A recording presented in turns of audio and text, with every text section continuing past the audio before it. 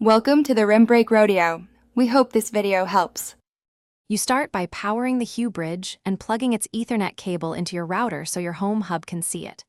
Once done, open the Philips Hue app to confirm the bridge shows online and install any firmware updates. This avoids pairing failures. Now sign into your Hue account if prompted, and keep the HomeKit 8-digit code or QR code visible. You'll need it next. Make sure local network access is allowed on your iPhone so HomeKit discovery can work. You now add the bridge in the Home app.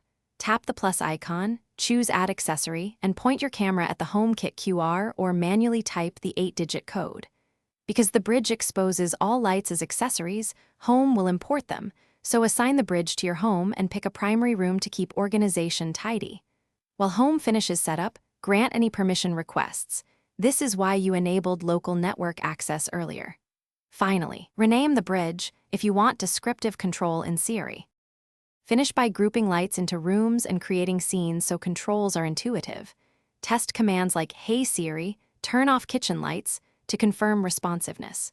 If a light or the bridge does not appear, restart the bridge and router, then toggle Wi-Fi and reopen Home. Network hiccups are the most common cause. If problems persist, remove the bridge from Hue settings and perform a HomeKit pairing reset on the bridge, then re-add it. Make sure you use the same Apple ID that manages. Thanks for watching. Consider subscribing if we helped you.